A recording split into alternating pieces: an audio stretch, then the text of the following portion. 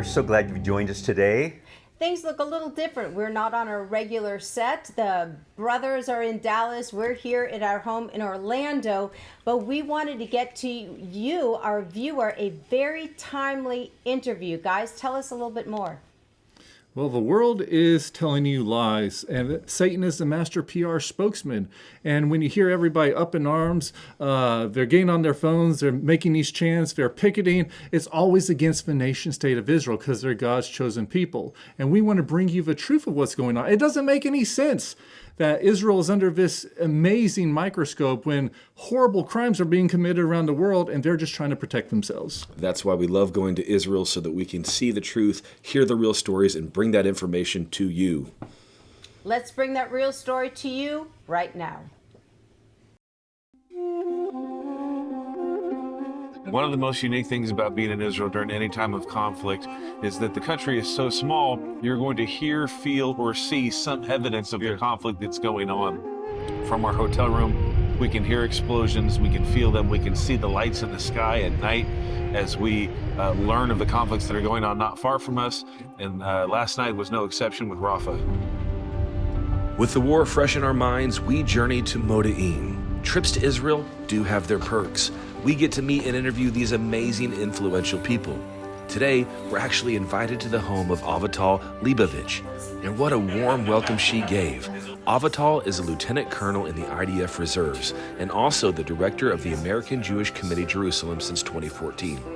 Being an expert in diplomacy and geopolitical strategy has allowed her to work closely with diplomats and ambassadors in Israel and abroad. During her service with the IDF, she was the head of the Foreign Branch Press. This affords her the unique experience to speak effectively concerning the current conflict of the Israel-Hamas war. Off camera, she even shared her personal experience of how her own children lost close friends due to the massacre on October 7th. God even supernaturally spared her daughter from being in the wrong place at the wrong time. Here's Avital. So I joined the IDF when I was 21 after I completed my academic studies. I never really thought I'll be so many years in the IDF, but one thing led into another, and I found myself falling in love, you can say, with the Israeli Defense Forces, with the system, with, I think, mainly the fact that I could contribute to the country.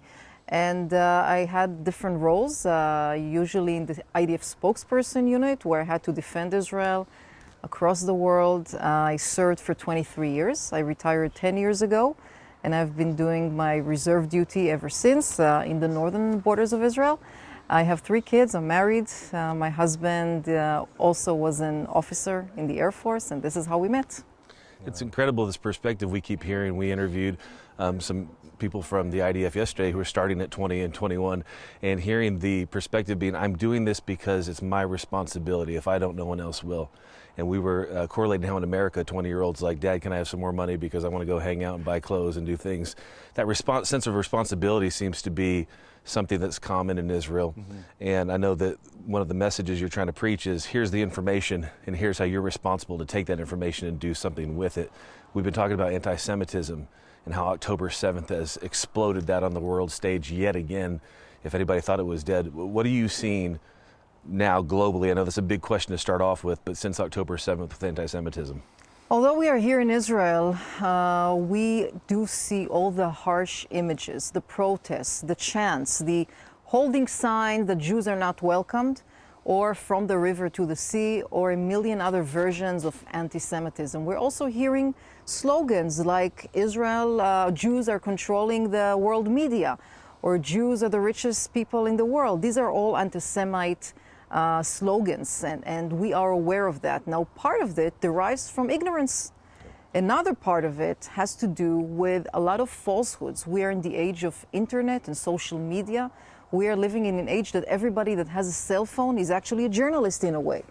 And therefore, nobody really checks, the authenticity of the footage that he or she saw.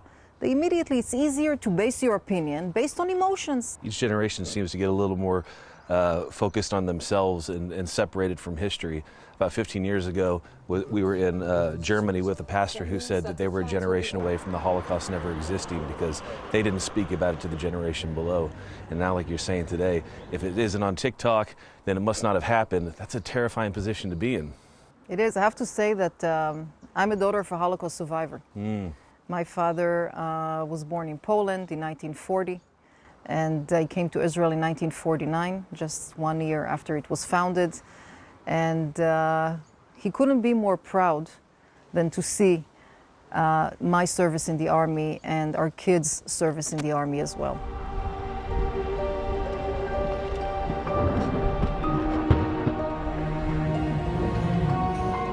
October 7th, 6:29, I wake up to the sound of explosives.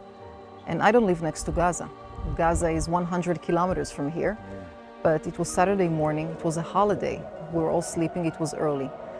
Within seconds, I understood something was going on because my alert app on the phone went berserk.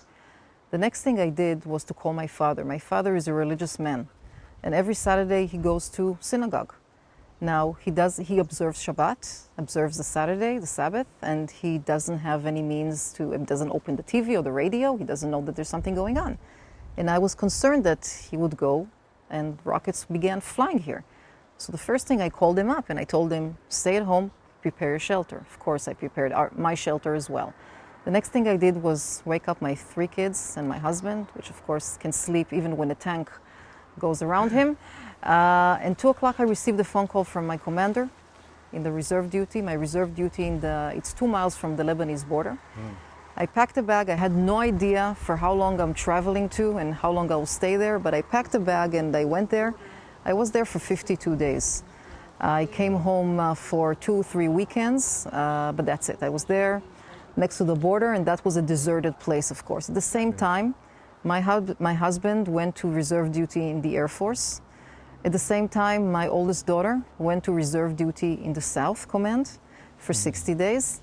And at the same time, I have a son who is in a special combat unit in a regular service, so he was not there as well. So 4 out of 5 of us on October 7th found ourselves as part of protecting this country. And my story is not unique because there are 300,000 reservists just like me. And I think it's an indication of the huge amount of patriotism that the people of Israel have living here. Definitely.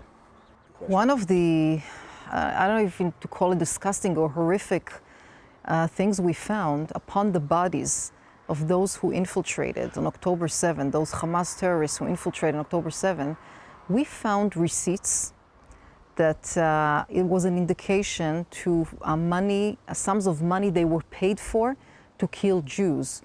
Now, when I tell you something like this, what kind of numbers do you have in your head? Big numbers, thousands. So since the currency is in shekels, I can help you translate into dollars. Between 20 and 100 shekels, which is $5 to $25 per person.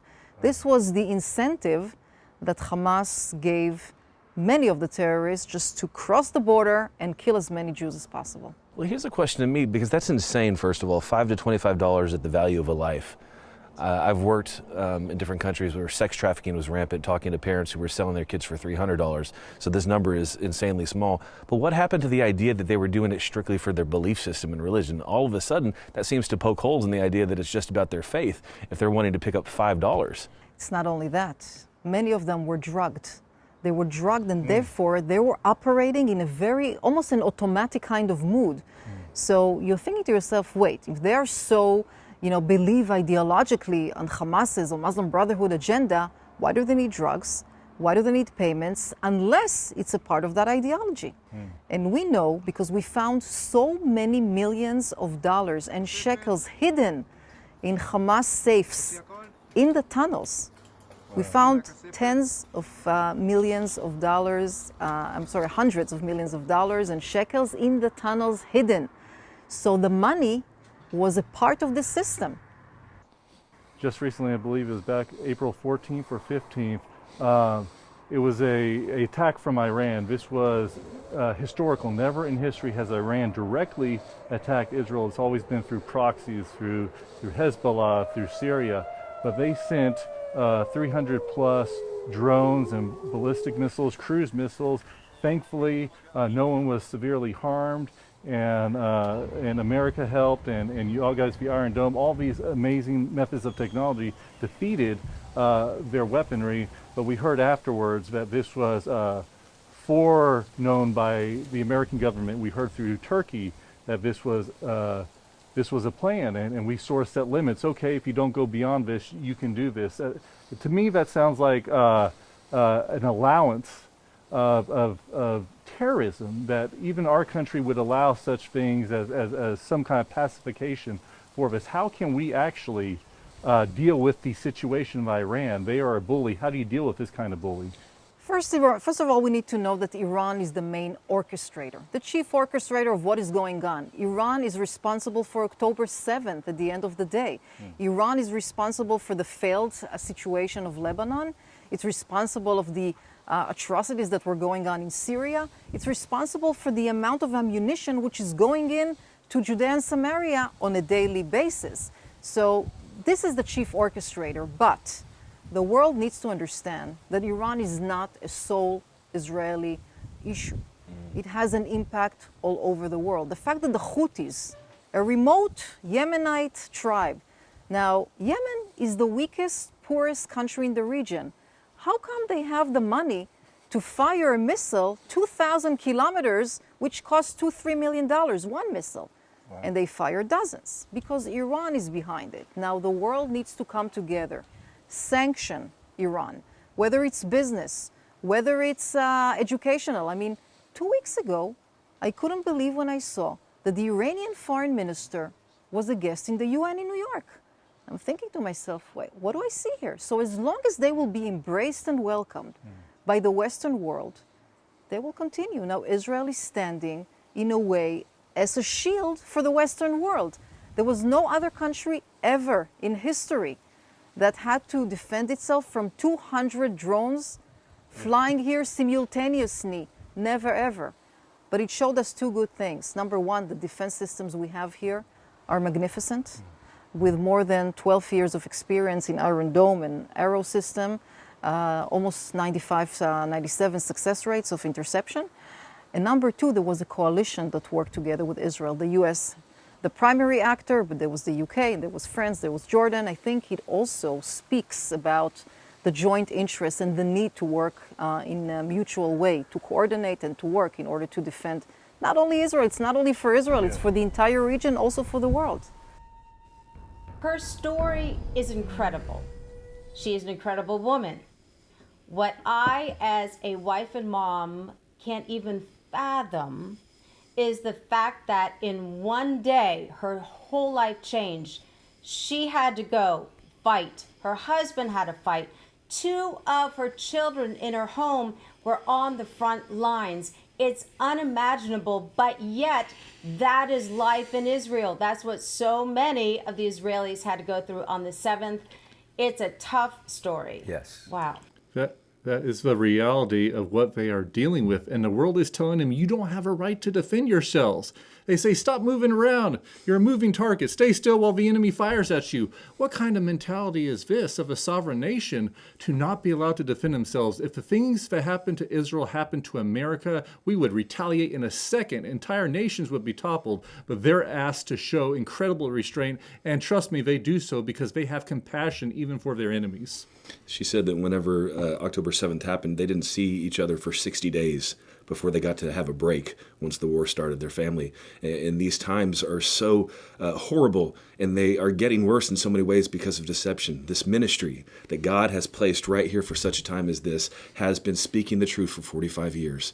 We ask you to pray, to give of your finances, of your prayers, to share this ministry's truth, that it is declaring from the front line to your friends and those around you, so that we can be an effective tool to fight that deception. Amen. There's more of this incredible interview. Let's go back to it now.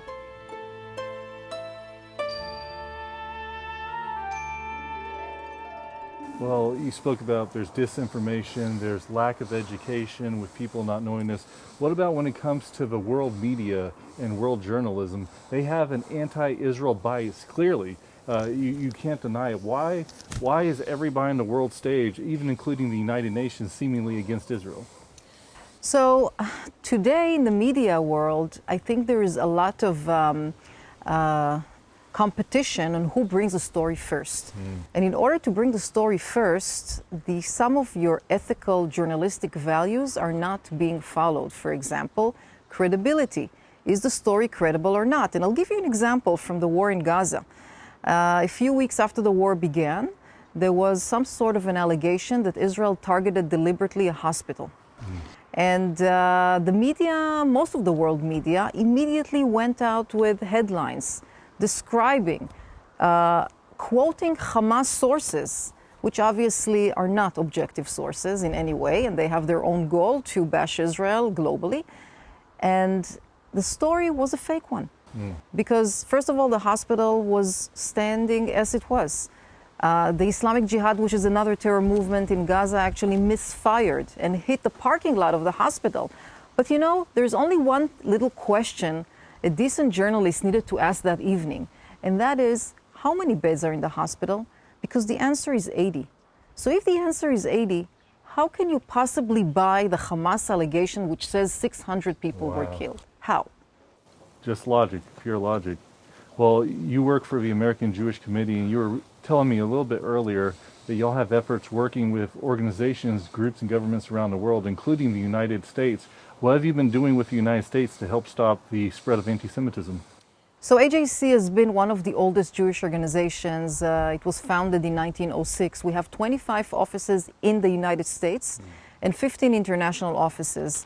Now, anti-Semitism has been, of course, a focal interest for us because we do care about the well-being of the Jewish communities around the world.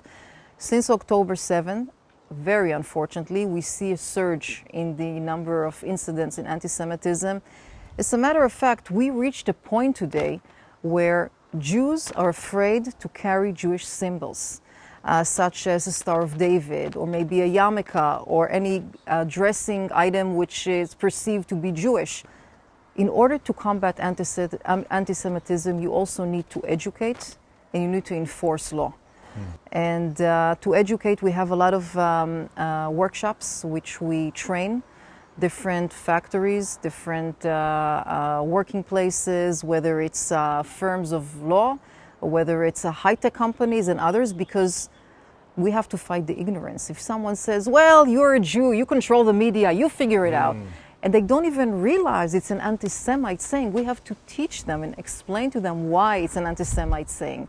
So we do those, and with regard to enforcement, we are working with on the federal level, national level, to create laws that would enforce and make sure that those anti-Semites are sitting behind bars.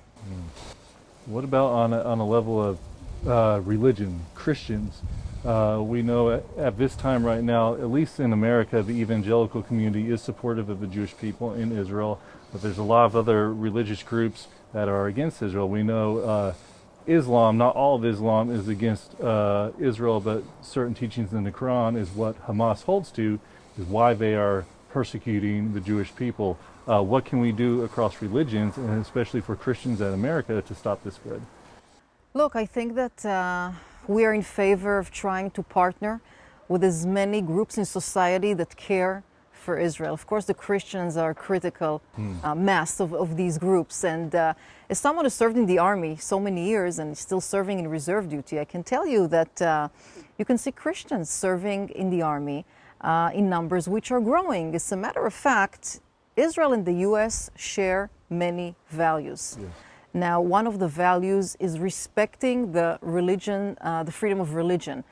And that's the reason why Israel is the only country in this entire Middle East region which you can see a constant growth in the number of the Christian population here. And they're integrated in all walks of life, whether they are doctors or in the high-tech sector, in the military, in the government sector, wherever they are. And I think this is one of the basic indications to what Israel stands for and how it respects the Christian community. So if somebody is just learning about these issues, if somebody wants to play a part, one of the reasons why we're here is to try to bring, again, more awareness to what can you do when you want to help. And they want to get involved in y'all's organization. Where are the materials? What can they do on a personal level to become involved in fighting anti-Semitism?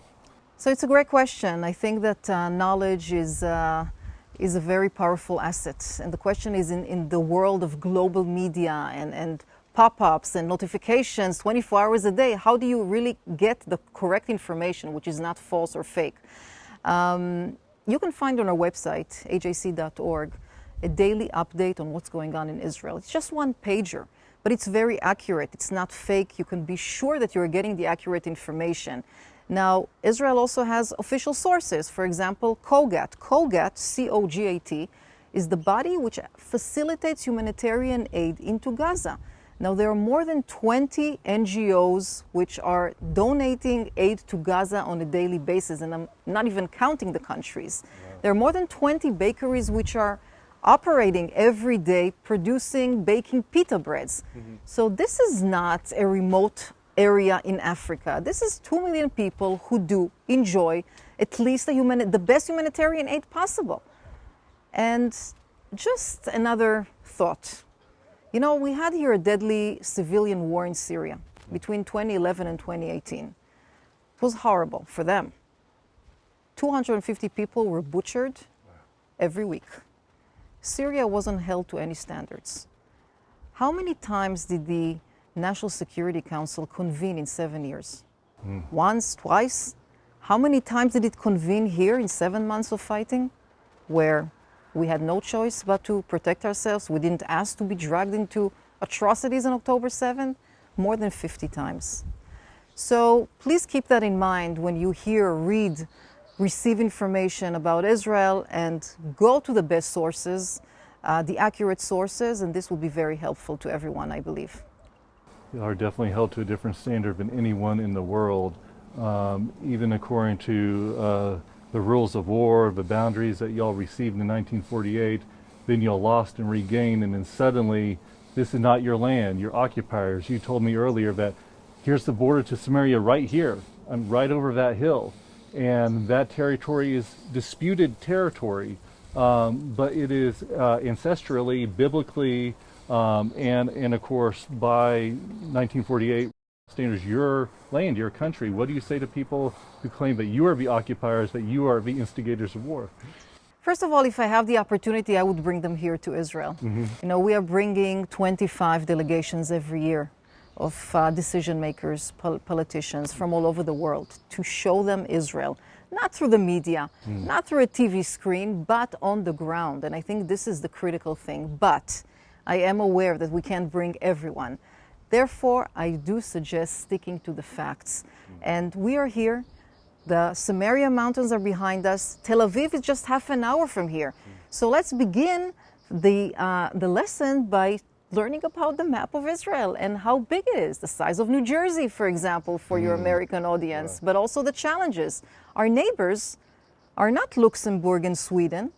Our neighbors is a failed state Lebanon, a failed state Syria, Jordan, and Gaza, and Egypt. These are our neighbors. So this is not a kind of pastoral area where you go into your car with your trailer and you take a weekend stroll. Unfortunately, that's the area where we live. And by the way, the name of the army that Israel has is not for no reason, the Israeli Defense Forces, because that's what we've been doing since day one that Israel was founded. Well, Avital, you gave us so much information and so many practical ways for our viewers at home to get involved. I just want to thank you for the time you've taken and all the work and service that you've done for Israel over all these decades. Thank you for the opportunity, and I want to tell you that you're always welcome, you're always invited, and I hope we'll continue our friendship forever. Thank you. Thank you.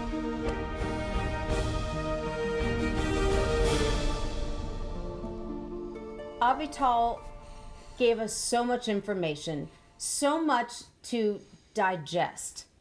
And I think it's rather sad, should I say, that what is stuck in my mind, honestly, is that the terrorists were paid $5 to $25 per Israeli killed. That was the cost to them of a life. And again, she brought so much out, but Yes. that's what stuck to me. And it's so sad and sick what the terrorists are thinking about Israelis.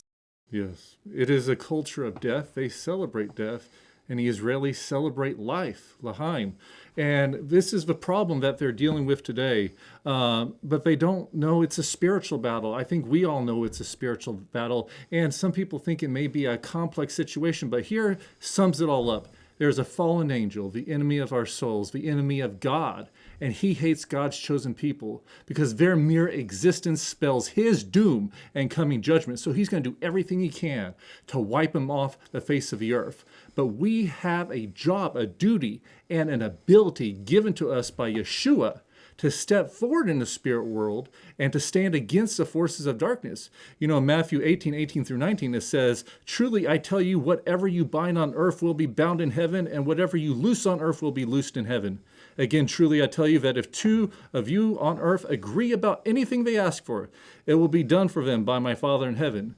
Yeshua said that he had all power in heaven and earth, and he gave that power to us. And we're not utilizing enough. All it takes is two of us, but we can get together a massive army, all of you viewers watching, to stand on behalf of the Jewish people, to stand on behalf of life, to push back against the forces of darkness. That unity that Kil is speaking of was so amazing to see in Israel, amongst different denominations, amongst different faiths. Everyone there was unified together in the cause of defending their nation, their people, and their existence. We see in America so often that we fight within the body of Christ so much for things that are preferential or our ideas on theology, instead of banding together like this scripture says, two or more coming together and standing up like a spiritual IDF against the devil.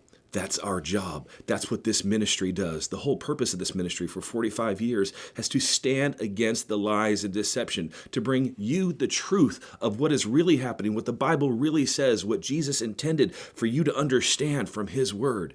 And we have to continue delivering that message. But it's your job as well. We're completely supported by you guys and girls at home. It is y'all's responsibility to pray and ask what the Holy Spirit would have you do, what he'd have you financially give, whether he has you pray, whether he has you begin to record your own messages about Israel. Just don't let another day go by without asking what your responsibility is. We have more next week, interviews coming from Israel. Everything is so incredibly timely. And yes, we are so thankful that you make these programs possible by donating. Here we go. More things to come, but we have to end today's program. And as you go, Sha'alu Shalom Yerushalayim. Pray for the peace of Jerusalem. Our Jewish Roots is a presentation of Zola Levitt Ministries. Partner with us. Please remember we depend on tax-deductible donations from viewers like you.